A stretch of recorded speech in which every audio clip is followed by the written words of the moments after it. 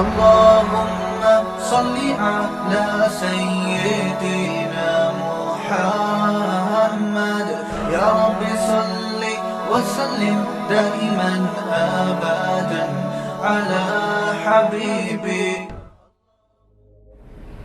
تبھی رسول اللہ صلی اللہ علیہ وسلم نے فرمایا 7 آدمی قیامت کے دن اللہ کے عرش کے سائے میں ہوں گے. 7 یظلہم اللہ فی ظلہ یوم لا ظل الا ظلہ. فرمایا 7 ایسے مخصوص افراد ہیں جس دن اللہ کے سائے کے سوا کوئی سایہ نہیں ہوگا. اللہ ان کو لاکھوں کروڑوں کے مجمع سے نکال کے ان 7 قسم کے افراد کو الگ سے عزت دیں گے, پروٹوکول دیں گے, بھئی تم آ جاؤ یہاں پہ. آپ بتاؤ, کہیں آپ لائن میں کھڑے ہوئے ہو بل جمع کرانے کے لیے, دھوپ میں کھڑے ہوئے ہو, اور جو بل جمع کرنے والا ہے وہ آپ کا جاننے والا نکلا ہے اور آپ کو آنکھ مارے, بولے تم سائڈ سے آ جاؤ لائن توڑ کے, کتنی خوشی ہوتی ہے اس وقت؟ ہوتی ہے کہ نہیں ہوتی؟ میں ابھی سعودی عرب سے جب آ رہا تھا نا الخبر میں, تو وہ ایک تو ہماری پگڑی اور وہ اسٹائل ایسا ہوتا ہے, شکل سے پتہ چل جاتا ہے پاکستانی ہے. تو عربوں کی کوشش ہوتی ہے کوئی چندہ بندہ, وہ سمجھتے ہیں کہ شاید چندہ مانگنے آئے ہوئے ہیں مولوی صاحب یہاں, تو ویسے ہی عزت نہیں ہوتی انسان کی. تو میں الخبر ایئرپورٹ پہ بہت لمبی لائن تھی اور فلائٹ کا ٹائم ختم ہو گیا تھا. مجھے یہ تھا کہ مسئلہ خراب نہ ہو جائے. وہ عرب آپ کو پتہ ہے ہوتے بھی بڑے سخت ہیں, وہ ہلا شلا کر کے چلو چلو کو وہ بولتے ہیں شلو. ہمارے حضرت بڑی نقل اتارا کرتے تھے عربوں کی, بڑی محبت سے فرماتے تھے, وہ کہتے ہیں شلو شلو. یہ تو ان کی زبان سے نکلتا نہیں نا. تو مجھے یہ ڈر ہو گیا کہ اب یہ کیا کریں گے, شلو شلو نکلو یہاں سے. اور ان کو سمجھانا, اونٹ کو رکشے میں بٹھانا آسان ہے, ان کو بات سمجھانا مشکل ہے. یہ نہیں مانے گا بھائی, تو بڑا مسئلہ ہو جائے گا. وہ اللہ کی قدرت کہ وہ کوئی جاننے والا نکل آیا. وہاں ہمارے کوئی ریلیٹیو تھے, انہوں نے فون کیا اس کو, تو وہ چل کے آیا, بھائی مولوی طارق صاحب کدھر ہیں؟ میں نے کہا میں ہوں. اس نے کہا چلو چلو. مجھے شرم بھی آ رہی تھی کہ لوگ, کیونکہ میں نے تو نہیں ان سے نہیں کہا, مجھے یہ تھا کہ میرا نمبر بات کا ہے, یہ تو غیر اخلاقی حرکت ہے. لیکن میں نے کہا بھائی میں نے خود تو نہیں کہا نا اس کو. پھر مجھے وہ لطیفہ یاد آیا کہ وہ ایک مولوی صاحب چوری کے خلاف بیان کرتے تھے کہ بھئی چوری حرام ہے, اسلام میں چوری حرام ہے. گھر میں فاقے پڑتے تھے ان کے. تو وہ کیا ہوا, ایک دن بیوی نے کہا بھئی گھر میں کھانے کو کچھ بھی نہیں ہے, تو انہوں نے کہا پڑوسیوں کی مرغی چرا لو. بیوی نے کہا کہ آپ تو خود چوری کے خلاف اتنے بیانات کرتے ہیں, یہ مرغی چرا کے لائیں گے, یہ جائز ہوگی؟ کہنے لگے ہم صرف شوربے سے کھائیں گے, ہم بوٹی نہیں کھائیں گے. ٹھیک ہے, شوربے سے کھائیں گے. چوری کی تو مرغی ہوگی نا, ہم شوربے سے کھائیں گے, بوٹیاں واپس کر دیں گے ان کو. بیوی نے کہا چلو بھائی ٹھیک ہے, آپ بڑے ہیں, جانتے ہیں زیادہ. اب جب سالن پک کے تیار ہو گیا تو بیوی کیا کر رہی تھی, وہ ہانڈی نا سے شوربہ الٹ رہی تھی اور چمچ سے بوٹیوں کو پیچھے کر رہی تھی. تو مولوی صاحب نے کہا جو خود سے آ رہی ہے آنے دو, جو خود سے آ رہی ہے وہ آنے دو. تو ہم نے بھی کہا کہ بھائی ہم نے تو نہیں اس سے کہا نا, وہ خود ہی آنکھ مٹکا کر کے بلا رہا ہے آ جاؤ, تو جو خود سے آ رہا ہے جانے. تو ڈر بھی یہ تھا کہ فلائٹ ہی مس نہ ہو جائے نا. تو کیا بات کر رہا تھا یار میں, کہاں سے کہاں چلی جاتی ہے بات. وہ تو 7 آدمیوں کی یہ بات یہاں کہاں سے آ گئی. خیر میں عرض کر رہا تھا کہ رسول اللہ, ہاں میں عرض کر رہا تھا کہ دیکھو آپ لائن میں کھڑے ہوئے ہو, لمبی لائن ہے, آپ کو پتہ ہے آدھا گھنٹہ لگے گا, 1 گھنٹہ لگے گا, مگر کس قدر کوفت ہوتی ہے انسان کو. اور ایسے میں کوئی تعلق والا مل جائے اور کہے بھئی سائڈ سے آ جاؤ, آپ کتنی خوشی ہوتی ہے انسان. خوشی بھی ہوتی ہے اور عزت بھی ہو جاتی ہے. اب وہ دوسرے مجھے دیکھ رہے تھے نا کہ یہ جا رہا ہے, لگ رہا ہے کہ یہ کوئی شاہی خاندان کا آدمی ہے, تو وہ عزت بھی ہوتی ہے انسان کی. بھئی یہ کوئی, پھر لوگ ایسے ترس کے دیکھ رہے ہوتے, ترسا کے دیکھ رہے یار ہمارا بھی جگاڑ کرا دو. تو اتنی تھوڑی سی عزت پہ اور اتنی تھوڑی سی ٹینشن ختم ہونے پہ اتنی خوشی ہوتی ہے. آدھا گھنٹہ کی لائن تھی, 1 گھنٹے کی لائن تھی. سوچو میدان حشر میں جہاں ایک دن 1000 سال کے برابر ہوگا, 50,000 سال کے برابر ہوگا, اور لوگ پسینوں میں ڈوبے ہوئے ہوں گے, وہاں فرشتہ آ کے لائن سے لوگوں کو نکالے کہ یہ 7 قسم کے افراد جن کے پاس یہ والا کارڈ ہے, 7 قسم کے افراد وہ سائڈ پہ ہو جائیں, ان کو اللہ اپنے سائے کے تحت, سائے کے نیچے جگہ دیں گے. جب تک حساب و کتاب ہوگا وہ ایئر کنڈیشن روم میں بیٹھیں گے, ان کا اکرام ہوگا.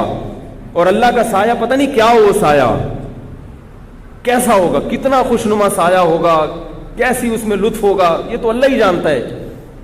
تو سوچو اس وقت خوشی کا کیا عالم ہوگا, کیا عالم ہوگا خوشی کا. تو وہ 7 آدمی کون ہیں؟ نبی صلی اللہ علیہ وسلم نے ارشاد فرمایا, امام عادل, ایک وہ بادشاہ یا وزیر اعظم یا وہ صدر جو عدل کے ساتھ حکومت کرے. اس کا اتنا بڑا درجہ کیوں ہے کہ جب آپ کے پاس کوئی عہدہ آتا ہے تو آپ مسئول نہیں ہوتے, آپ لوگوں سے تو پوچھتے ہو, لوگ آپ سے نہیں پوچھ سکتے. بادشاہ جب آپ کے پاس آ جاتی ہے, اب آپ جو مرضی کرو, آپ کے ہاتھ میں جج بھی ہے, آپ کے ہاتھ میں آرمی بھی ہے. حکمران کیا کرتے ہیں, جج آپ کے خلاف فیصلہ کرنے والا تھا تو جج ہی کو مروا دیا, جج تبدیل کروا دیا. بہت کچھ ہوتا ہے, جس کے پاس طاقت ہوتی ہے اس کے لیے عدل کرنا بڑا مشکل ہوتا ہے, وہ عدل نہیں کرتا. اس لیے نبی نے فرمایا کہ وہ جتنے بادشاہ ہوں گے نا میدان حشر میں کھڑے ہوں گے, ان میں جس نے عدل کیا ہوگا, جو بہت تھوڑے ہوں گے, خلفائے راشدین ہوں گے, عمر ابن عبدالعزیز ہوں گے, عادل بادشاہ تو بہت کم گزرے ہیں, ان کو تو انگلیوں پہ گنا جا سکتا ہے. تو آپ صلی اللہ علیہ وسلم نے فرمایا ان لوگوں کو اللہ کیا کریں گے, اپنے عرش کے سائے میں جگہ دیں. ان کو بولیں گے تم لائن سے ہٹ جاؤ, نکل جاؤ. ایسا سختی کا عالم ہوگا کہ لوگ یہ کہیں گے ہمیں جہنم کی آگ میں پھینک دو مگر اس حساب کے میدان سے نکالو ہمیں. انتظار جو ہے نا, انتظار, اس کی کوفت بہت زیادہ ہوتی ہے. انسان کو پتہ ہی نہیں کہ میرا رزلٹ کیا ہے. آپ نے دیکھا ہوگا نا, رزلٹ اناؤنس نہیں ہو رہا تو لوگ کہتے ہیں بھائی ایک طرف تو ہو نا معاملہ. بچہ جب گم جاتا ہے, اللہ نہ کسی کے بچے کو گمائے, گم جاتا ہے تو ماں باپ کیا کہتے ہیں, بھائی موت کی خبر آ جائے نا یہ ہمارے لیے آسان ہے. گم جائے تو ساری زندگی انتظار کی کوفت کہ پتہ نہیں کب آئے گا کب آئے گا. تو وہ کہتے ہیں مر جائے یہ آسان ہے, کم از کم تسلی تو ہو جائے گی نا بھائی یہ ہونا تھا. تو میدان حشر کی سختی میں لوگ کہیں گے کہ جہنم میں پھینک دیا جائے ہم کو, کیونکہ وہ تو جہنم دیکھی نہیں ہوگی نا ابھی, اس کوف سے نکالو ہمیں. سوچو اس وقت جب اللہ کی طرف سے اعلان ہوگا کہ عادل امام, اور دوسرا کون, فرمایا وَشَابٌ نَشَأَ فِي عِبَادَةِ اللَّهِ عَزَّ وَجَلَّ. عادل امام بننا تو میرے اور آپ کے اختیار میں نہیں ہے. پورے ملک میں ایک صدر ہوتا ہے, ایک وزیر اعظم ہوتا ہے, جو نہ میں ہو سکتا ہوں نہ آپ ہو سکتے. یہ والا آپشن ہمارے پاس, بولو بھائی. اس لیے کہہ رہا ہوں کہیں آپ ایسا نہ ہو کہ جنت کے جانے کے شوق میں وزیر اعظم بننے کی کوشش کرو, کچھ بھی حاصل نہیں ہوگا. میں بھی نہیں بن سکتا اور آپ بھی نہیں بن سکتے. بس جو بننے والے ہیں انہی کو سدھارنے کی کوشش کرو.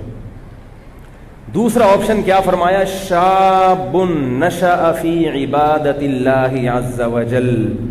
وہ نوجوان, شاب کا لفظ کسے پتہ ہے عربی میں کسے کہتے ہیں, 15 سال سے لے کر 30 سال.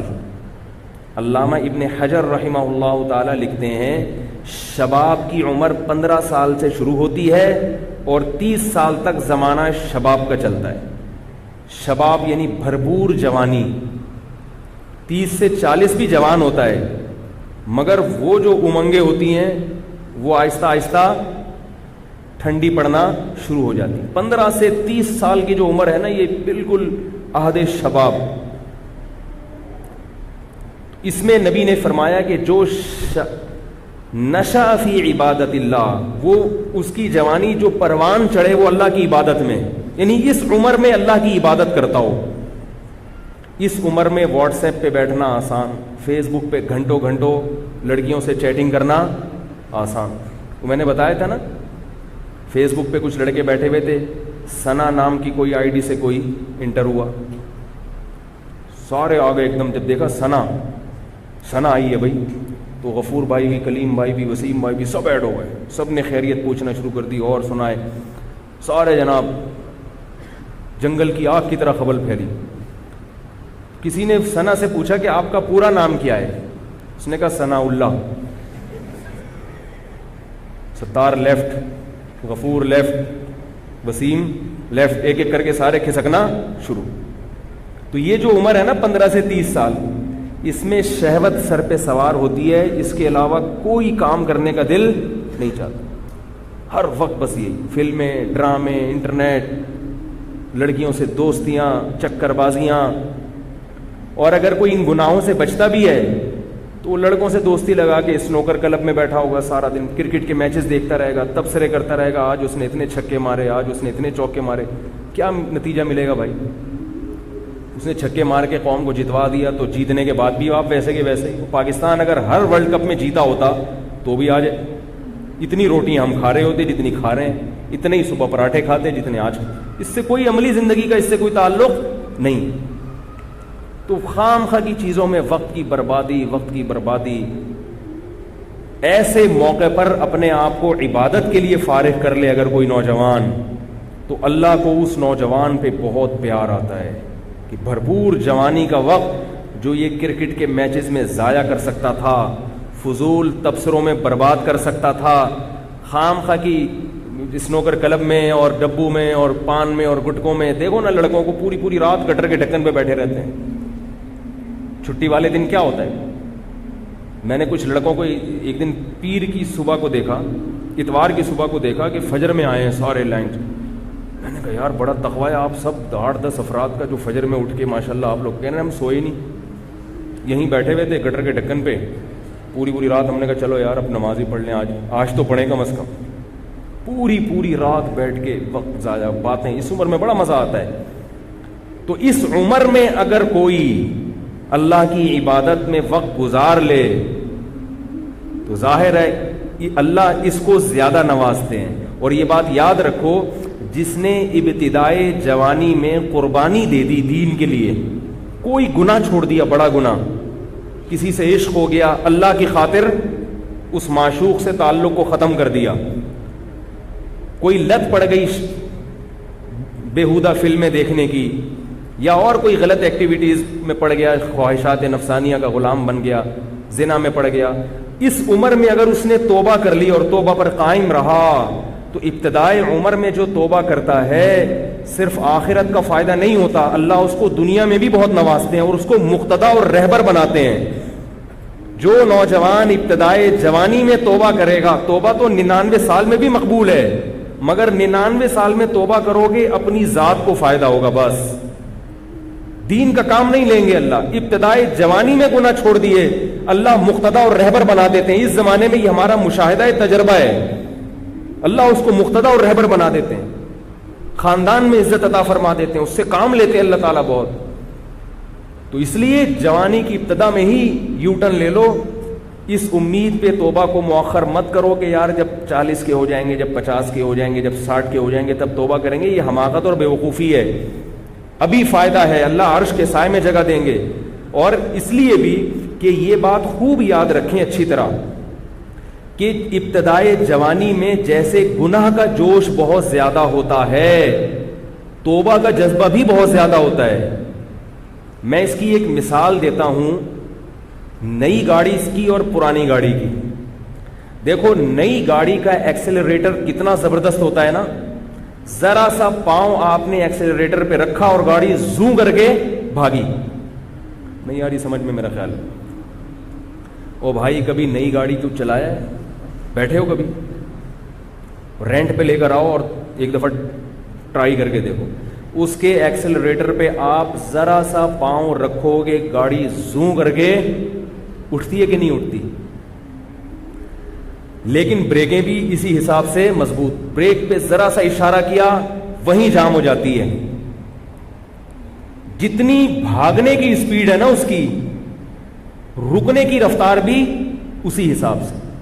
نئی گاڑی کے بریک شو اتنے مضبوط ہوتے ہیں کہ آپ نے اگر بریک پر مکمل پاؤں رکھا گاڑی قلابازیاں کھا کے گر جائے گی مگر وہیں اسٹاپ ہو جائے گی، وہیں رک جائے گی. وہ جوان آدمی کی مثال بالکل ایسے ہے.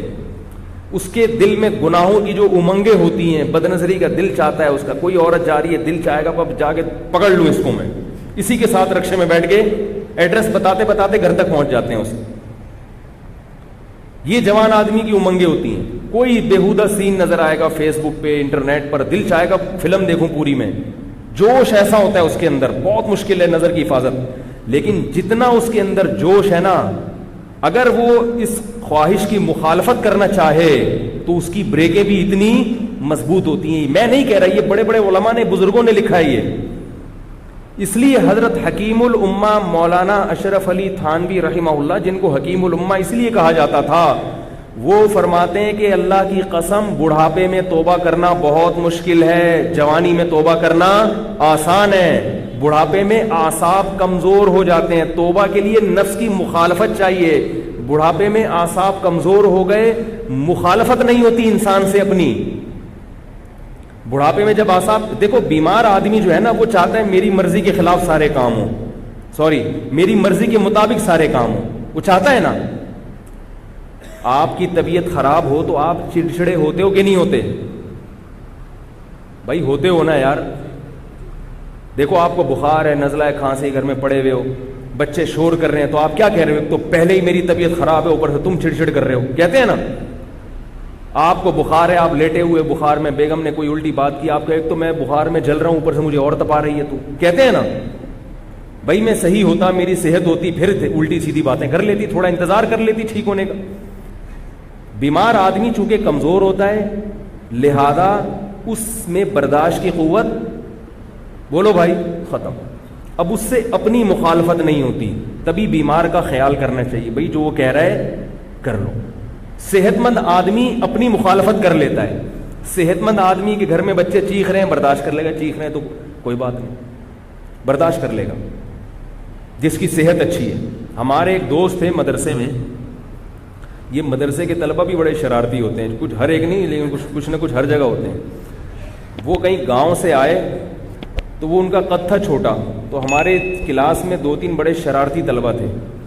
وہ ان کو نا چھوٹو چھوٹو کہہ کے ہم ان کو منع کرتے تھے, یار یہ جائز نہیں ہے, لیکن وہ بس ہر جگہ کچھ 2-3 شرارتی ہوتے ہیں.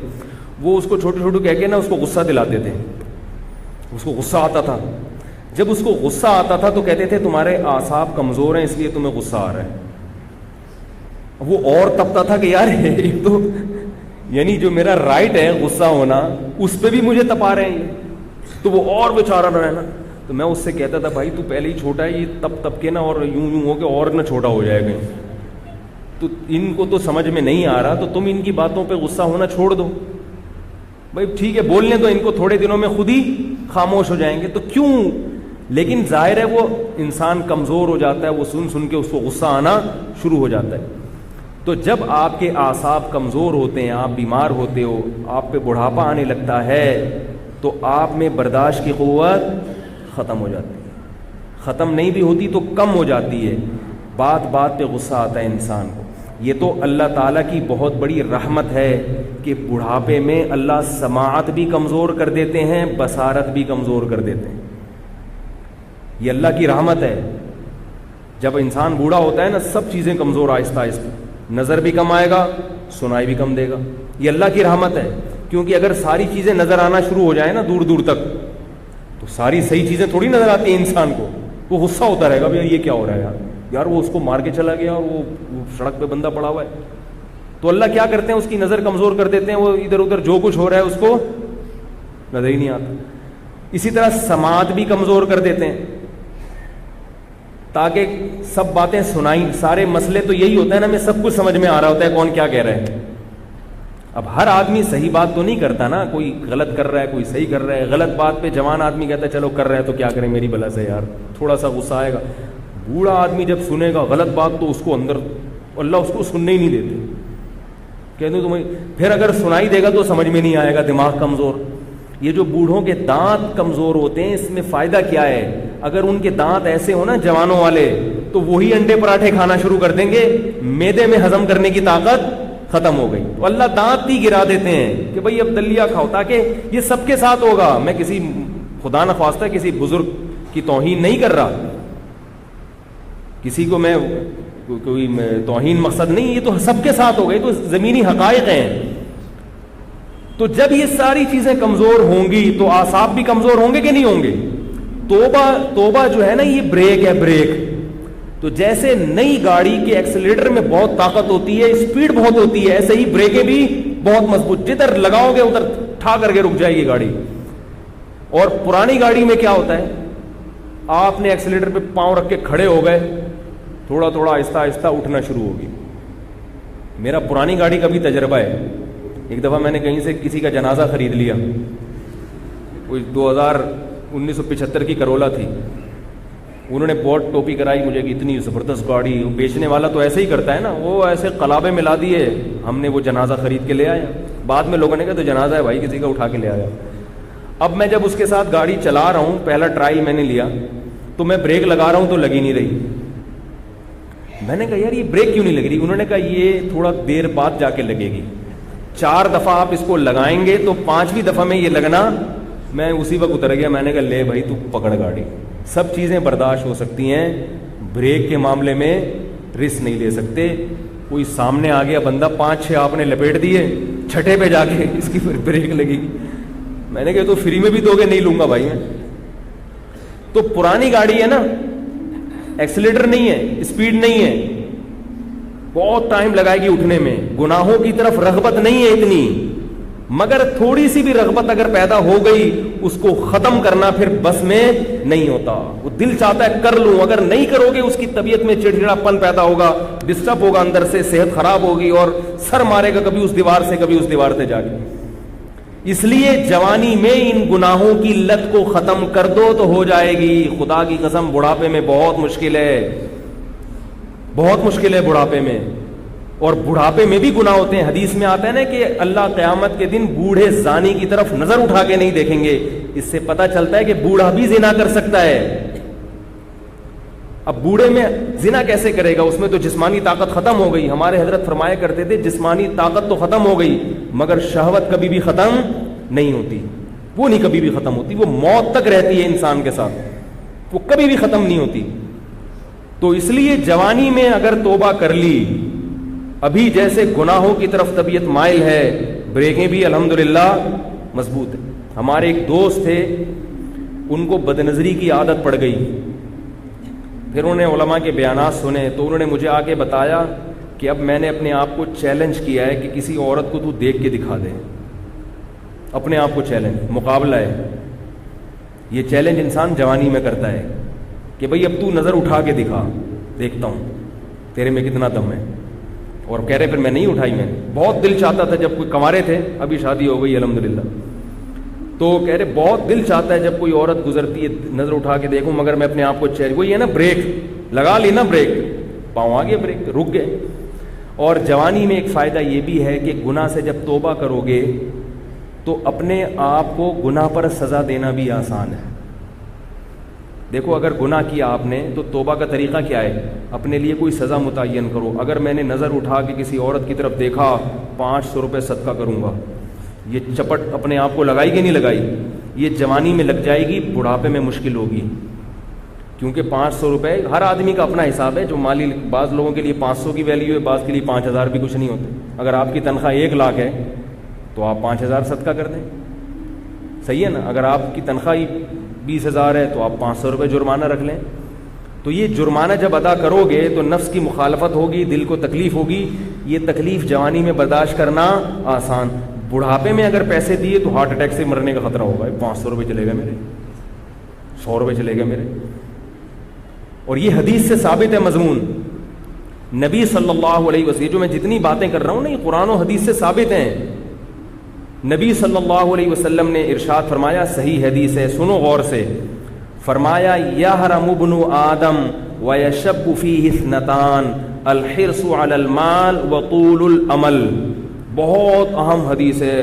میں سمجھتا ہوں محمد صلی اللہ علیہ وسلم کی نبوت کی بہت بڑی دلیل ہے یہ حدیث.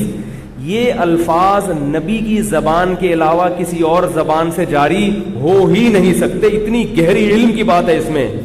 یہ تو بڑے بڑے ماہر نفسیات آج تحقیق کے بعد اس بات کو ثابت کرتے ہیں, اور وہ بھی اتنے خوبصورت الفاظ میں ثابت نہیں کرتے. اتنے خوبصورت ورڈنگ اور اتنے پیارے الفاظ میں اس مضمون کو ثابت کیا. وہ کیا ہے؟ آپ صلی اللہ علیہ وسلم نے فرمایا, انسان جیسے جیسے بوڑھا ہوتا ہے, خوب اچھی طرح سمجھو, اور کسی اور کے بارے میں نہیں کہ آپ اپنے علاقوں کے بوڑھوں کو دیکھنا شروع کر دیں, یار یہ ایسے ہیں. اپنے بارے میں ہر آدمی, میں اپنے بارے میں یہ حدیث بیان کر رہا ہوں کہ میں اپنے گریبان میں جھانک کے دیکھوں. کیا فرمایا نبی نے؟ یحرم ابن آدم, انسان یعنی آدم کی اولاد جیسے جیسے بوڑھی ہوتی ہے، یشب فیہ اثنتان، دو چیزیں اس میں جوان ہونا شروع ہو جاتی ہیں۔ دیکھو انسان جب بوڑھا ہوتا ہے تو ہر چیز بوڑھی ہوتی ہے نا، اس کی آنکھیں بھی بوڑھی ہو جائیں گی، سماعت بھی بوڑھی ہو جائے گی، گھٹنے بھی بوڑھے ہو جائیں گے، پاؤں بھی بوڑھے، ہر چیز سے بڑھاپا جھلکتا ہے نا، جذبات بھی بوڑھے ہو جائیں گے، شوق بھی بوڑھے ہو جائیں گے، لیکن آپ نے فرمایا دو چیزیں کیا ہوتی ہیں اس میں؟ جوان ہوتی ہیں، خوب زور پکڑتی ہیں وہ، الحرص علی المال، دولت کی محبت۔ نہیں آ رہی بات؟ حالانکہ وہ تو کم ہونی چاہیے نا بھائی، قبر کے قریب ہو رہا ہے انسان تو دولت کی محبت تو کم ہونی چاہیے، جوانی میں زیادہ ہونی چاہیے۔ یار ابھی تو میں نے رہنا ہے 20 30 40 سال، اور ابھی تو کھانے پینے کی عمر ہے تو پیسہ کماؤں، لیکن نبی نے کیا فرمایا؟ جوانی میں اتنی نہیں ہوتی جتنی بڑھاپے میں زیادہ ہوتی ہے۔ وہ تو بوڑھا بیچارہ کما نہیں سکتا، اس لیے وہ اپنی جذبے کو لے کے بیٹھا رہتا ہے، اعصاب میں طاقت نہیں ہوتی۔ دو چیزیں جوان ہوتی ہیں، ایک کیا ہے؟ الحرص علی المال، دولت کی محبت۔ دوسری بات فرمایا طول الامل، لمبی لمبی امیدیں۔ حالانکہ ہونا بالکل الٹا چاہیے، جوانی میں لمبی امیدیں ہونی چاہیے۔ بھائی ابھی تو 40 سال رہنا ہے، ابھی تو میں یہ کروں گا، ابھی تو میں یہ کروں گا، ابھی تو میں یہ کروں گا، ابھی تو یوں ہوگا۔ جوانی میں بھی ہوتی ہیں امیدیں، جیسے جیسے عمر زیادہ ہو دنیا سے امیدیں کم ہونی چاہیے۔ کیا خیال ہے؟ لیکن آپ نے فرمایا یہ امیدیں بڑھتی ہیں، جوان ہوتی ہیں۔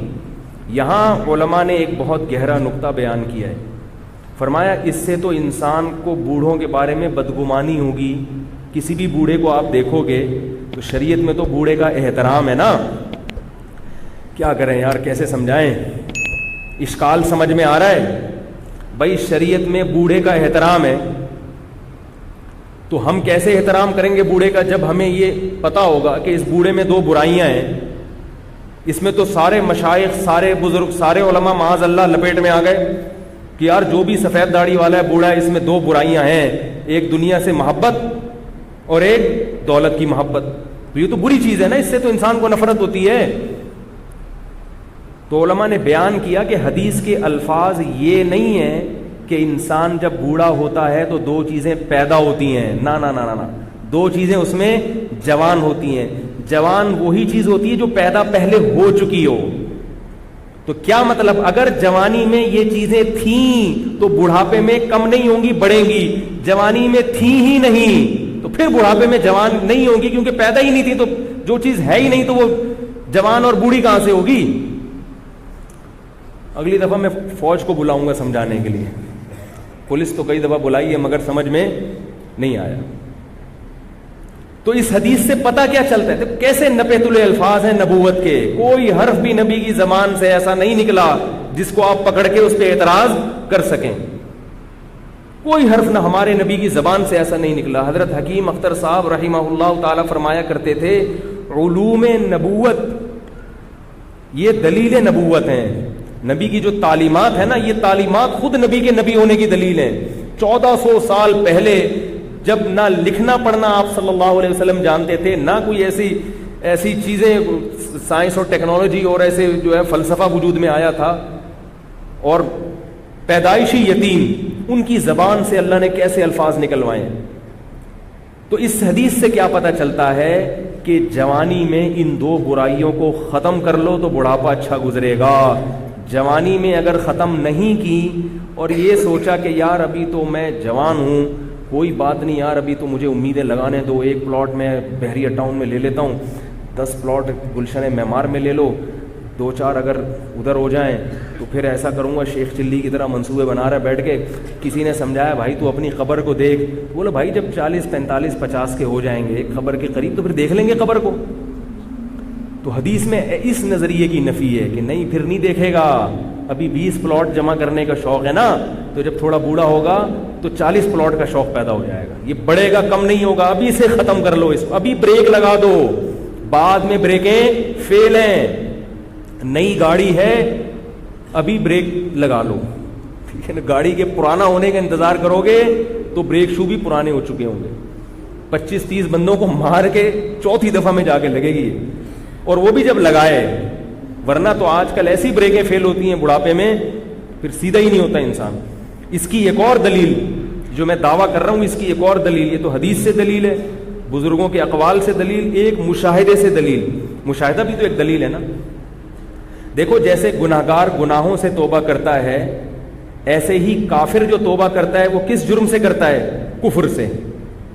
یہ بھی تو ایک جرم ہے نا کفر، جس پہ اس کو قربانی دینی پڑتی ہے، اور کافر کی قربانی مسلمان کی قربانی سے زیادہ ہے، کیونکہ کافر جب قربانی دیتا ہے اسے پورا خاندان چھوڑنا پڑتا ہے، اپنا پورا مذہب تبدیل کرنا پڑتا ہے، وراثت سے محروم ہونا پڑتا ہے. ایک عیسائی اگر مسلمان ہو گیا اب اسے عیسائیوں کی وراثت نہیں ملے گی. بیوی کا نکاح، بیوی نے اگر اسلام قبول نہیں کیا نکاح ختم ہو جائے. عیسائی عورت کا تو خیر برقرار رہتا ہے، لیکن اگر اس کے اپوزٹ ہو، مرد جو تھا وہ عورت مسلمان ہو گئی اور مرد عیسائی ہے، اور مرد نے اسلام قبول نہیں کیا، نکاح ختم ہو جائے گا. تو کتنی بڑی قربانی ہے عورت کے لیے، کتنی بڑی قربانی. ہندو کے لیے بہت بڑی قربانی اپنے مذہب کو چھوڑنا، عیسائی کے لیے بہت، اور ان کی عورتوں کے لیے تو اور بڑی قربانی ہے، کیونکہ عورت تو پورے خاندان سے کٹ جاتی ہے، بچوں سے محروم ہو جائے. میں ایسی عورتوں کو جانتا ہوں، عیسائی عورت نے اسلام قبول کیا، بچے باغی ہو گئے، شوہر نے چھوڑ دیا، خاندان نے نکال دیا اس کو، مگر اللہ کے دین پر ڈٹی رہی ہے مضبوطی سے. یہ عورتوں کی قربانی ہے. تو یہ بھی تو بریک ہے نا کہ جس کفر میں اور جس عیاشی میں جا رہے تھے اس عیاشی سے واپس ٹرن لے لیے. تو کافروں میں جو اسلام قبول کرنے کا ریشو ہے وہ 99.99% جوانوں میں ہے، بوڑھوں میں نہیں ہے. حالانکہ بوڑھے کے لیے توبہ کرنا آسان ہے، اس نے ساری زندگی شباب کباب میں گزار دی. اب اگر وہ 90 سال میں اسلام قبول کرتا ہے تو اسلامی تعلیمات کو فالو کرنا بہت آسان ہے اس کے لیے. سود کھانے کے لیے منہ میں دانت ہی نہیں ہے. اب تو حلال کھانے کے لیے دانت نہیں ہے تو سود کہاں سے کھائے گا وہ؟ شراب پینے کے لیے جگر، شراب کو ہضم کرنے کے لیے جگر میں طاقت ختم ہو گئی. زنا کی ویسے ہی طاقت ختم ہو گئی. اب کیا جا رہا ہے بھائی؟ تو اسلام قبول کر لے، اور اگر خاندان تجھے اول تو نکالے گا نہیں، اس بڑھاپے میں اگر اسلام قبول بھی کر لو گے لوگ بولیں گے پردادا کا دماغ خراب ہو گیا، کیا کرنا ہے. وہ تھوڑی بائیک آؤٹ کریں گے، انہیں ٹھیک ہے بھائی پڑھا رہے وہاں نماز پڑھ لیا کر. لیکن بوڑھا ایک بھی میں نے نہیں دیکھا غیر مسلموں نے جس بوڑھے نے اسلام قبول کیا. میرے ہیں ایسے، میں نے اپنی زندگی میں نہیں دیکھا. میں نے جتنے غیر مسلم اسلام قبول کرتے ہوئے دیکھے ہیں وہ سب شباب دیکھے ہیں، 15 سے لے کے 30 سال تک، بالکل ابتدائی جوانی میں. حالانکہ ابھی ان کی عیاشی کی عمر شروع ہوتی ہے. ان کے مذہب میں شراب کی بھی اجازت، ان کے مذہب میں زنا کی بھی اجازت، ان کے مذہب میں سود کھانے کی بھی اجازت، ان کے مذہب میں عبادت صرف ہفتے میں ایک دن، وہ بھی نہ کرو تو کوئی مسئلہ نہیں. اسے پتہ ہے ادھر میں کنورٹ ہوا، اسلام قبول کیا، آگے سنگلاخ چٹانیں ہیں میرے راہ میں کھڑی ہوئی ہیں، اور رمضان کے روزے ہیں، پھر سب سے بڑا تو خاندان کا بائیکاٹ. مگر ابتدائے جوانی میں جب عیاشیوں کا وقت تھا وہ توبہ کر کے اسلام قبول کر لیتے. ان کی عورتیں بھی کرتی. میں نے بتایا نا کہ ہندو لڑکی کے میرے پاس فون آتے ہیں، مسائل پوچھتی ہے. اس نے ہندو خاندان کی جو ہندو کی جو بڑی اونچی ذات ہے نا، اونچی ذات جو ہندوؤں کی ہے نا، اس میں اسلام قبول کرنا اور مشکل ہے، کیونکہ وہ نہیں چھوڑتے، وہ مار دیتے ہیں. وہ کہتے ہیں ہم تو بڑے اونچے خاندان کے لوگ ہیں، تم اسلام کیسے قبول کی؟ اس لڑکی نے، نوعمر لڑکی نے گھر میں اسلام قبول کیا، رمضان کے چھپ کے روزے رکھے، اتنی گرمیوں کے چھپ چھپ کے نمازیں پڑھ رہی ہے. ابھی مجھے 1 سال سے رابطے میں نہیں، مجھے نہیں پتا کیا حال ہوا اس کا، لیکن کتنی بڑی قربانی ہے. اس کو کیا مل رہا ہے اس پہ؟ خاندان بھی گیا. اور اس نے مجھے بتایا کہ اگر میرے گھر والوں کو پتہ چل گیا تو مجھے جان سے مار دیں گے، جان سے مار دیں گے. کسی نے اس کو تبلیغ نہیں کی. خود اس کے دل میں خیال آیا کہ یہ جو ہم اپنے ہاتھ سے پتھر بناتے ہیں، بت بناتے ہیں، صبح و شام انہی کو ہم ہی مٹھائیاں کھلا رہے ہیں، یہ ہمارے معبود کیسے ہو؟ اس نے مجھے اپنے گھر کے نا بت کی تصویر بھیجی تھی. بت رکھا ہوا ہے، مستنڈا بیٹھا ہوا ہے، اس کے سامنے اس کے ابا اماں صبح صبح مٹھائی رکھ کے گئے تھے. اس نے مجھے تصویر بھیجی کہ یہ مٹھائی، یہ ہمارے بھگوان صاحب ہیں، یہ بھگوان کا ساشا ہے، اتنا سا تھا وہ. بھگوان بھی بہت مختلف قسم کی پیکنگ میں آ رہے ہیں نا. ایک بڑے والے بھگوان ہوتے ہیں، ایک بھگوان کے جیسے ہمارے ہیں نیڈو کا ایک بڑا ڈبہ ہوتا ہے، مہمان آئے تو بھائی نیڈو کا ایک ساشا لے آؤ یار، 1 کپ چائے بنانی ہے، پتی کا ساشا لے آؤ. تو ان کے ہاں بھی ہے کہ اصل بھگوان تو وہ مندر میں جا کے مراتے ہیں. فی الحال بھگوان چھوٹی پیکنگ میں بھی گھر میں رکھے ہوئے کہ کوئی ایمرجنسی میں اگر کوئی کام پڑ جائے تو یہ چھوٹا والا بھگوان. اب ظاہر کامن سینس کی باتیں تو نہیں ہیں, تو عقل کہتی ہے. تو اس کی لڑکی کی عقل نے کہا کہ یہ غلط ہے, اسی کو ہم مٹھائی کھلا رہے, مٹھائی بھی نہیں کھا رہا, صبح سے رکھی ہوئی ہے اس کے سامنے, ناک پہ مکھی بیٹھے تو اڑا نہیں سکتے. اللہ نے قرآن میں کیا فرمایا, یا ایھا الناس ضرب مثل فاستمعوا له. ہمارے حضرت جب یہ آیت پڑھتے تھے نا, ایسا جوش آتا تھا, حضرت کے چہرہ سرخ ہو جاتا تھا. حضرت نے ہمارے بیان کیا, تو وہ بیان ہم لوگ لکھا کرتے تھے نا واعظ کی شکل میں. تو حضرت نے وہ بیان جب کیا تو ریکارڈ بھی ہوا وہ بیان. تو حضرت وہ ریکارڈنگ میں آیت میں کہیں اونچ نیچ ہو گئی تو حضرت یہ آیت دوبارہ ریکارڈ کروا رہے تھے. تو جب حضرت نے میں بیٹھا ہوا تھا اور ایک اور ہمارے ساتھی تھے, وہ بیٹھے ہوئے تھے حضرت کے سامنے, ہم وہ لکھ رہے تھے آیت. حضرت نے یہ آیت پڑھنا شروع کی, یا ایھا الناس ضرب مثل فاستمعوا له. اے لوگو, اے انسانوں, ایک مثال بیان کی جاتی ہے, فاستمعوا له, اسے غور سے سنو, غور سے. اللہ کیسے پوری دنیا کے سارے انسانوں سے خطاب, ان کو متوجہ کیسے کر رہے ہیں اپنی طرف. اے لوگوں, صرف مثال بیان کر رہا ہوں میں, اسے غور سے سنو, غور سے. ان الذین تدعون من دون اللہ, اللہ کو چھوڑ کر تم جن کو پکارتے ہو, چاہے وہ مزار کے بابے ہوں, چاہے وہ جنات ہوں, چاہے وہ فرشتے ہوں, چاہے وہ پتھر کے بنے ہوئے بت ہوں. فرمایا ان الذین تدعون من دون اللہ لن یخلقوا ذبابا, ہرگز ایک مکھی بھی پیدا نہیں کر سکتے, ایک مکھی بھی. وَإِن يَسْلُبْهُمُ الذُّبَابُ شَيْئًا, مکھی اگر ان کی جو مٹھائیاں تم نے رکھی ہوئی ہیں نا ان کے پاس, مکھی اگر مٹھائی لے کے اڑ جائے یہاں سے تو وَإِن يَسْلُبْهُمُ الذُّبَابُ شَيْئًا لَا يَسْتَنْقِذُوهُ مِنْهُ, یا اس مکھی سے وہ مٹھائی یا کوئی چیز چھڑا نہیں سکتے. ضعف الطالب والمطلوب, فرمایا جو ان کو پکارنے والے ہیں وہ بھی لچر, اور جن کی عبادت کی جا رہی ہے وہ بھی لچر, کمزور, کچھ بھی نہیں کر سکتے, مکھی تک نہیں بنا سکتے. مکھی کوئی چیز لے کے اڑ جائے تو مکھی سے چھڑوا نہیں سکتے. یہ تمہاری حاجت روائی کریں گے, یہ تمہیں اولاد دیں گے, یہ تمہاری شادی کرائیں گے. یہ عاملوں کا بھی میں یہی کہتا ہوں, یہ جو روحانی, ابھی میں جاؤں گا نہیں اس طرف, ورنہ پھر مجھے جو ہمارے حضرت کو یہ آیت پڑھتے ہوئے جوش آتا تھا نا, میں جب عاملوں کے خلاف جاتا ہوں وہ جوش مجھے وہیں آنا شروع ہو جاتا. کسی خاتون کا فون آیا, وہ مجھے طارق چوتھائی سمجھ کے فون کر رہی تھی. میرا نام بھی طارق ہے نا, تو اس بہانے سے بہت سے لوگ مجھے فون کر دیتے ہیں. خاتون کا فون آیا, وہ آپ طارق چوتھائی ہیں. میں نے کہا اللہ نہ کرے بھائی. میں نے کہا خیر مسئلہ, کہہ رہی وہ آپ نے ایک وظیفہ بتایا تھا, اس سے میری ایک بچی کی شادی تو ہو گئی, 2 بچیاں رہ گئی ہیں, ان کے لیے بھی بتا دیں. میں نے کہا کہ اللہ کی قسم وہ اس وظیفے سے نہیں ہوئی تھی, وہ ویسے ہی ہو گئی تھی, باقیوں کی بھی دعا کریں ویسے ہی انشاءاللہ ہو جائے. میں نے کہا اس سے جا کے تحقیق کریں, اس کے اپنے خاندان کی بچیوں کی کتنوں کی شادیاں نہیں ہو رہی, اگر یہ وظیفوں سے ہو رہی ہوتی اس کی اپنی کتنوں کی نہیں. میں نے کہا آج کل تو شادیاں ویسے ہی نہیں ہو رہی ہیں, بندے کریں گے تو ہوں گی نا شادیاں. یہ تو آپ لوگ کتنے ہیں یہاں جو میرڈ ہیں, سارے کنوارے بیٹھے ہوئے یہاں پہ. جب کرو گے ہی نہیں, عمریں نکلیں گی تو الٹے لٹک کے وظیفے پڑھو, سیدھے لٹک کے وظیفے پڑھو, کچھ بھی کرو, ہوگا ہی نہیں. ابے بھائی روٹی کھاؤ گے نہیں تو پیٹ میں جائے گی, وہ جو مرضی کرو. جب مردوں نے نکاح کرنا ہی چھوڑ دیا ہے, 40 سال کی عمر میں تم نکاح کرو گے تو لڑکیوں کی شادی کہاں سے ہوگی؟ اور ماں باپ اپنے بیٹوں کو شادی کرنے نہیں دیتے, لڑکے کو کہاں کرنے دیتے ہیں شادی, اور روتے ہیں کہ ہماری بیٹیوں کا رشتہ نہیں آ رہا. تو بھائی اس لیے نہیں آ رہا کہ دوسرے کے باپ بھی اپنے بیٹے کو شادی نہیں کرنے دے رہے. ایک چھوٹی سی بات کہتا ہوں, وہ موضوع آیا ہے تو چھوٹی سی, پھر میں اصل موضوع کو بس سمیٹتا ہوں, آپ ذرا گچی پکڑ کے رکھیں اس کی. آج کسی کا فون آیا کہ وہ ہماری کوئی خاتون تھی, وہ بیوہ ہو گئی تھی, یہ ہو گیا تھا, فلانا ہو گیا تھا, اب بڑی مشکل سے ان کا ایک جگہ رشتہ طے ہو گیا ہے, 1 سال کے بعد شادی ہے. میں نے کہا 1 سال کے بعد کیوں ہے؟ کہہ رہے ہیں وہ لڑکا کہہ رہا ہے کہ میں پہلے اپنے پاؤں پہ کھڑا ہو جاؤں. میں نے کہا آپ لوگوں کی طرف سے تو دیر نہیں ہے نا. کہہ رہے نہیں, لڑکا کہہ رہا ہے میں پہلے گھر بنا لوں, میں کمرہ بنا لوں, میں یہ کر لوں. میں نے کہا ان کے گھر میں کوئی کمرہ نہیں ہے؟ کہہ رہے ہاں وہ ہے. میں نے کہا کیا وہ کھاتے نہیں ہیں؟ بھی کھاتے ہیں, صبح ناشتہ بھی. تو میں نے کہا اگر آپ لوگوں کی طرف سے یہ شرط ہوتی نا کہ نہیں ہم اپنی بہن کو یا بیٹی کو اس حالت میں نہیں بھیجیں گے, اس کے لیے پہلے ڈیفینس میں بنگلہ خرچ, بھائی ہر ایک کا اپنا ایک معیار ہوتا ہے نا لڑکی والوں کا, تو سمجھ میں آتا ہے. کہ بھئی آپ اس کنڈیشن میں بھیجنے پر آمادہ نہیں ہو. اگر آپ آمادہ ہو اور سامنے والا آمادہ نہیں ہے, وہ بہت بڑا بیوقوف ہے. وہ کہنا تو بہت بیوقوف بہت ہلکا لفظ ہے اس کے لیے, لیکن کیا کریں بھئی, تقدس بھی تو ہے نا کوئی مسجد کا, اور اسی پہ کلپ آ جائے گا. تو پاگل ہے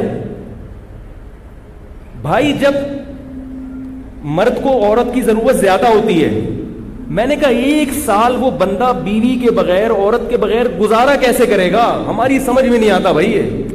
اس ماحول میں جب تمہیں لڑکی خود اپنے حقوق سے دستبردار ہو رہی ہے, وہ کہہ رہی ہے کہ بھائی میں اسی روکھی سوکھی میں تمہارے ساتھ گزارا کر لوں گی, تو لے آؤ یار, فوراً لے آؤ جا کے. بولو ٹھیک ہے, اور کیا چاہیے, گھر بھی بنتا رہے گا, تنخواہ بھی ہوتی رہے گی. یا تو وہ راضی نہ ہوتی نا. تو میں نے ان کو فون پہ کہا, میں نے کہا اللہ کا بہت بڑا فضل ہو گیا کہ اللہ نے مجھے مولوی بنا دیا, ورنہ میں بھی ایسا مکھنچو ہوتا. معاشرہ تو ایسے ہی لوگ پیدا کر رہا ہے. کیسے 1 سال خدا کی قسم روزے رکھ کے گزارا ہو سکتا ہے؟ میرا یہ نظریہ ہے. اس ماحول, اس معاشرے میں عورت کے بغیر 1 سال گزارا ہو جائے, اور آدمی بھی جوان ہو, اور ہو بھی آدمی بھی ہو, اور 1 سال عورت کے بغیر وہ گزارا کر لے, اس کو لیبارٹری میں لے جا کے رکھ دو, اس کو گینز بک آف ورلڈ میں اس کا نام لکھوا دو. کیسے گزارا کرے گا؟ یہ زندگی کا ہر وقت کی ٹینشن ہے. یہ تو خواہشات نفسانی جو ہے, یہ شہوت ہے, تو جسم کی ریکوائرمنٹ ہے. جیسے بھوک لگتی ہے نا, چاہے کتنے نیک ہو, کتنے پرہیزگار ہو, بھوک تو لگے گی بھائی. چاہے تبلیغ میں چلے لگا لو, 4 مہینے لگا لو, اور ڈبل ہو جائے گی بھوک. تبلیغ میں نکل کے آدمی واقعی میدا بڑا ٹائٹ ہو جاتا ہے, ڈبل کھانا کھاتا ہے. اس کو ختم نہیں کر سکتے, صحابہ نہیں ختم کر سکے تھے بھائی. عثمان ابن مظعون رضی اللہ تعالی عنہ سفر میں ہوتے تھے, کہتے تھے ہم بیوی کے بغیر سفر کرتے تھے, ہم پہ بہت شہوت سوار ہو جاتی تھی, ہم بہت پریشان ہوتے تھے. صحابی جو نبی کی صحبت اٹھاتے ہیں, اتنے پریشان ہو گئے کہ انہوں نے نبی سے اجازت مانگی کہ یا رسول اللہ آپ ہمیں اجازت دیں, ہم کوئی ایسی چیز کھائیں کہ ہم خسی ہو جائیں, نامرد ہو جائیں, ہم سے گزارا نہیں ہوتا عورت کے بغیر سفر میں. تو آپ صلی اللہ علیہ وسلم نے فرمایا کہ نہیں, تمہیں خسی ہونے کی اجازت نہیں ہے. کیا فرمایا؟ تزوج الودود الولود فانی مباہی بکم الامم. فرمایا نکاح کرو. نکاح کیا مطلب؟ سفر میں کر لو کسی سے نکاح. یہ نہیں کہ ابھی جائیں گے تو پھر اس 6 مہینے استخارے نکالیں گے, پھر لڑکی والے آئیں گے تو پھر لڑکے والے جائیں گے. اتنا ٹائم نہیں ہے بھائی, اتنا ٹائم نہیں ہے. سفر میں گئے ہو, کوئی رشتہ میسر ہے, شادی کرو. گھر میں فون کر کے ابا کو بتا دو, ہو گئی ہے, ہو گئی. صحابہ کا ایسا ہی ہوتا تھا, ابا ہو گئی. آج تو پتہ نہیں کیا عذاب بنا لیا اللہ کے بندو. 1 سال کیسے گزارا کرتے ہو؟ خدا کی قسم میری سمجھ میں نہیں آتی. یا تو کوئی بہت نیک ہے, اتنا نیٹ کلین پاک صاف ہے, ایسا ہے تو مجھے بتاؤ, میں اس سے اصلاحی تعلق قائم کرنا چاہتا ہوں. بھائی ہمیں تو ایسے لوگ چاہیے, بیوی کے بغیر بھی رہیں 1 سال اور جوان بھی ہوں, اور پھر بھی گناہ کا ان کے دل میں خیال نہ آئے, اور ایسے پاک صاف زندگی. یا تو وہ کچھ اور مخلوق ہے, کسی اور جنس کا آدمی ہے, یا وہ بہت نیک ہے. میں اس سے بیعت ہونا چاہتا ہوں, میں بیعت ہونا چاہتا ہوں. بھائی ہم بھی اسی معاشرے کے انسان ہیں, تو کیسے پاگل پنا ہے کہ میرا بھی کمرہ. بھائی تمہیں جب کوئی نعمت مل رہی ہے, یہ ایسے ہی ہے جیسے روٹی سامنے رکھی ہوئی ہے آپ کے, روٹی کہہ رہی ہے کہ مجھے کھا لو, اور آپ کو بھوک بھی لگ رہی ہے, اور آپ کو نہیں میں نہیں کھا رہا, میں پہلے ڈیفینس میں ایک بنگلہ بناؤں گا, اس کی چھت پہ ایک ہوٹل بناؤں گا, وہاں بیٹھ کے کھاؤں گا. تو آپ اپنا ہی نقصان کر رہے ہو نا. جو 1 سال آپ کو صبر کرنا پڑے گا, یہ خود اپنے لیے ٹینشن ہے. اور یہ بات یاد رکھو, یہ حیا کے خلاف ہے, مگر ایک سائنسی حقیقت ہے, اس لیے بتا رہا ہوں میں کہ نکاح میں جتنی تاخیر کرو گے نا, سیکچول پاور اتنی کم ہوتی چلی جائے گی. کیونکہ انسان کی جو قوت استعمال نہیں ہوتی, وہ قوت آہستہ آہستہ کم ہو جاتی, فارغ ہوتے چلے جاؤ گے. یہ میڈیکلی آپ کو جسمانی نقصان ہوتا ہے, کیونکہ جو قوت آپ کی استعمال نہیں ہو رہی نیچرل طریقے سے, گناہوں میں نہیں, حلال اور نیچرل جو طریقہ ہے, اگر نہیں ہوگی تو آہستہ آہستہ آپ کی جسم اس معاملے میں کمزور, اوپر سے بڑے ہٹے کٹے ہو گئے, باڈی بلڈر بنا ہوا ہے, کٹس دکھا رہا ہے لوگوں کو, لیکن اندر سے کیا ہو جائے گا, مردانہ قوت اس میں آہستہ آہستہ ختم ہو جائے گی. کیونکہ جو قوت استعمال نہیں ہو رہی تو وہ قوت ختم ہو جاتی ہے. آپ چلنا چھوڑ دو تو آپ کے ٹانگیں مفلوج ہو جائیں گی کہ نہیں ہو جائیں گی؟ کیونکہ ٹانگوں کا کام ہے چلنا. اگر آپ نے ٹانگوں سے چلنے کا کام نہیں لیا تو ٹانگیں کیا ہو جائیں گی؟ سننا چھوڑ دو گے تو سماعت ختم ہو جائے گی, دیکھنا چھوڑ دو گے بصارت ختم ہو جائے گی. تو اسی طرح اللہ نے جو انسان میں ایک ڈیزائرز رکھی ہیں, اگر یہ استعمال نہیں ہوں گی تو آہستہ آہستہ کمزور ہوتے چلے جاؤ. خیر میں جلدی سے وہ موضوع سمیٹتا ہوں، کیا بات چلی. تو میں یہ عرض کر رہا تھا کہ نبی صلی اللہ علیہ وسلم نے کیا فرمایا کہ بڑھاپے میں یہ دو چیزیں جوان ہوتی ہیں، تو اس لیے جوانی میں ختم کر لو تو فائدے میں رہو گے. جوانی میں دنیا سے محبت ختم کر دو. کیسے ختم ہوگی؟ دنیا کمانا منع نہیں ہے، دل لگانا منع ہے. وہ کیسے؟ بڑا لمبا موضوع ہے، اب جلدی سے سمیٹ کے بس ختم کرتا ہوں. خلاصہ اس کا یہ ہے کہ انسان جب اپنے اوپر یہ چیز مسلط کر لیتا ہے نا کہ دنیا مسافر خانہ ہے، سفر ہے، تو پھر دنیا سے محبت خود بخود اس کو ختم ہو. پھر جو چیز آ رہی ہے ٹھیک ہے، نہیں آ رہی تو بھی ٹھیک ہے. جیسے ٹرین میں آپ سفر کر رہے ہو، لاہور اترنا ہے، آپ نے سیٹ مل گئی، لیٹنے کی جگہ مل گئی، ٹھیک ہے. آپ نے کچھ چیزیں منگوائیں، مل گئی، ٹھیک ہے. اگر نہیں ملی تو یہ نہیں کہ کھڑکی سے چھلانگ لگا کے خودکشی کر لو گے. تھوڑی سی صلواتیں سناؤ گے حکومت کو، یار ہم نے ٹکٹ پورا دیا ہے اور ہمیں صحیح جگہ نہیں ملی، کھڑکی والی سیٹ نہیں ملی، یہ نہیں ملا، وہ نہیں ملا. چک چک کرتے بہرحال آرام سے بولے کہ چلو یار لاہور اتر کے دیکھیں گے. لوگ جب بس میں جاتے ہیں، لانڈی جا رہے ہیں یہاں سے W11 لانڈی جاتی نہیں ہے میرا خیال ہے، لیکن اب اگر جو مزہ لانڈی کی مثال کا ہے وہ کسی اور جگہ کا نہیں ہے، اور W11 کی مثال کا جو مزہ ہے، تو اس لیے میں نے جو چیز نہیں ہوتی پھر بھی ان دونوں کو مثالوں میں جمع کر دیا. ہمیں مزے سے مطلب ہے، ہمیں سے کیا مطلب ہے. وہ ایک شاعر نے شعر کہا کہ گر مصور تیری صورت کھینچے. ایک شاعر نے پہلا مصرع کہا اپنی محبوبہ کی شان میں، گر مصور تیری صورت کھینچے. تو اس نے تقاضا کیا بھی اس کا دوسرا مصرع ملاؤ، یعنی دوسرا ایسا ہونا چاہیے نا کہ مصور اگر تیری صورت بنانا چاہے تو اتنی خوبصورت ہے کہ وہ بہت عرصہ لگے گا اس کو بنانے میں. تو یہ دوسرا مصرع شاعر نے تقاضا کیا کہ بھئی جوڑ کر لے کر آؤ کوئی، گر مصور تیری صورت کھینچے. تو دوسرے شاعر نے کہا گر مصور تیری صورت کھینچے تو اسے اس کام کے لیے 2.25 مہینے چاہیے. ٹھیک ہے، یہ شعر ہے.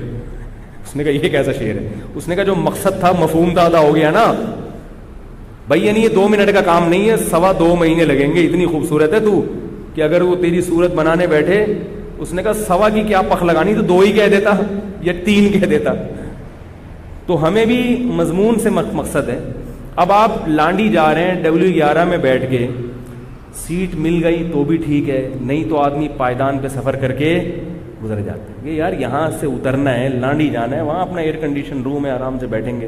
اب یہ تھوڑی کہ آپ کو پائیدان پہ جگہ ملی ہے تو آپ ٹینشن لے رہے ہو، یار میری تو زندگی تباہ ہو گئی. لوگ فون کرتے ہیں مجھے، حضرت پریشانیوں میں گھر گیا، اور کہاں اللہ غفور ہے، کہاں اللہ رحیم ہے، کہاں گیا وہ اللہ، میں تو ساری زندگی میری تو ٹینشن میں ہی گزر گئی، ہائے یہ ہائے یوں. میں نے کہا مر جا بھائی تو. ایسے ہی کہتا ہوں. ایک صاحب کا میرے پاس فون آیا، میں خودکشی کر رہا ہوں اور میں تو یہ اور اللہ کو برا بھلا کہنا شروع کر دیا. میں نے پہلے محبت سے اس کو سمجھایا ہے، میں نے کہا ایسا نہیں ہوتا اللہ کے بندو، تمہیں کھانے کو ملتا ہے، تمہیں رات سونے کو مل جاتی ہے، وہ موج مستی اور کیا چاہیے بھائی. نبی نے کیا فرمایا؟ جس کو 2 وقت پیٹ بھر کے روٹی مل جائے، رات کو سونے کی جگہ مل جائے، اور جسم کسی بڑی بیماری سے محفوظ ہو، اللہ نے گویا پوری دنیا کی دولت سمیٹ کے اس کو دے دی ہے. باقی سب غریبی چل رہا ہے، باقی سب یہ دوڑ ہے کہ یار اس کے پاس تو اتنی بڑی گاڑی ہے، میں رکشا کیوں چلا رہا ہوں. یہ صرف مقابلہ ہے.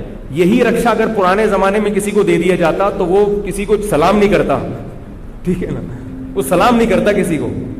پرانے زمانے کی گاڑیاں دیکھی ہیں بادشاہوں کی، وہ پرانی ایسی پھٹی جیسی گاڑیوں میں جا رہے ہوتے تھے اور لوگ جھک جھک کے سلام کر رہے ہوتے تھے. وہ گاڑی اب کوئی بیٹھ کے سفر تو کرے. یہ صرف کمپٹیشن میں.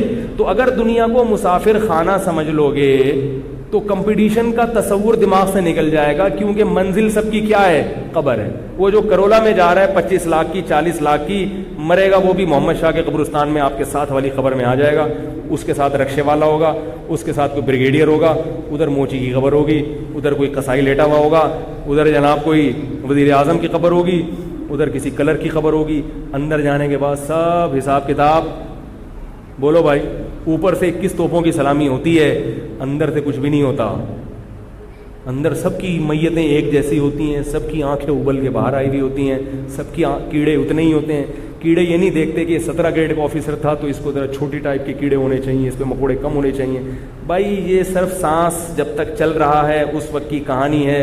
ادھر سانس رکا ادھر آپ کی عزت شہرت دولت سب دھڑام سے نیچے. ایسے جیسے W11 سے تو آدمی پھر بھی تمیز سے اترتا ہے نا, یہاں دھکا دے کے نکالا جائے گا آپ کو, کھڑکی سے اٹھا کے باہر پھینکیں گے. یہ ایسا سفر ہے. W11 سے اپنی مرضی سے اترتے ہو, اپنی مرضی سے اترتے ہو, یار یہ والے گیٹ سے اتروں یہ والے گیٹ سے اتروں.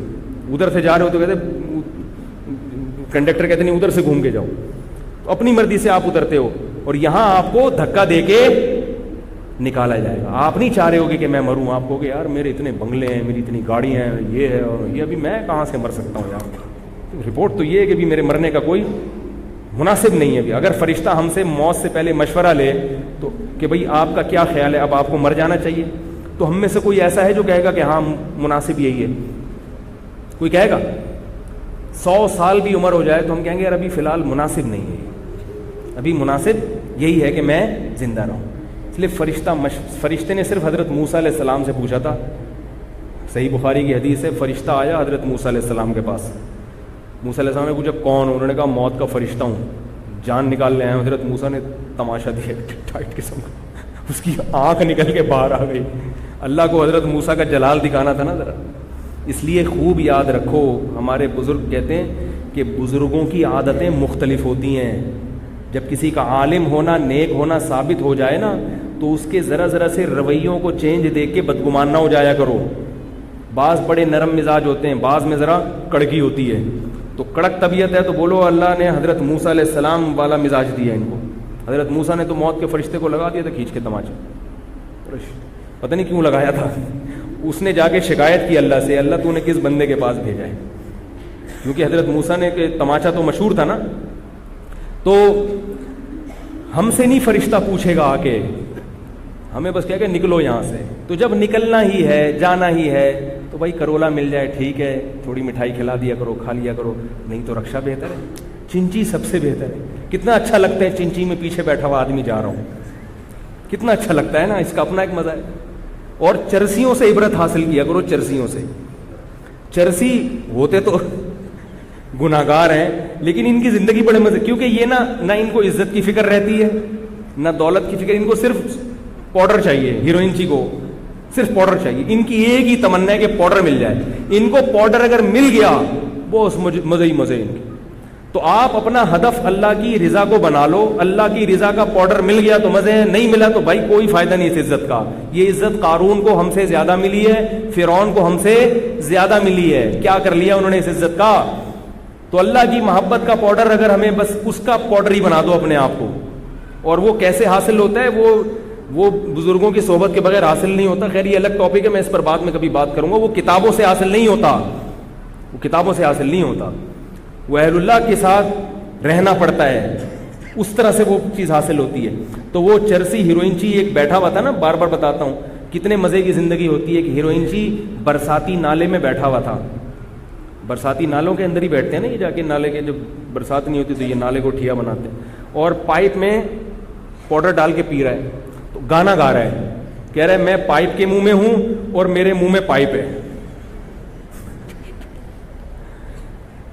تو کہہ رہا ہے دیکھو کیا خوبصورت زندگی ہے, ایسی کسی کی زندگی نہیں ہوتی کہ پائپ کے منہ میں بھی اور اس کے منہ میں بھی پائپ ہو. تو اسی کو انجوائے کر رہے ہیں. کیا خیال ہے؟ تو عبرت حاصل کرنی چاہیے نا ان سے, یار وہ اس دنیا کے پاؤڈر میں ایسا مگن ہو گیا. تو اللہ کی محبت کا اگر ہمیں پاؤڈر مل جائے, اور تبھی حدیث میں آتا ہے کہ جس نے آخرت کو اپنی فکر بنا لیا, اللہ اس کی دنیا کی فکروں کو ختم کر دیتے ہیں. اور جس نے آخرت کو نہیں بنایا تو دنیا کی فکریں بکھیر دیتے ہیں اللہ تعالیٰ. ہر فکر کیا جو چاہتا ہے یہ بھی مل جائے, یہ بھی مل جائے, یہ بھی مل جائے, یہ بھی مل جائے, ہر چیز اپنی مرضی کی مل جائے, مجھے سکون میں نہیں آئے گا کبھی بھی.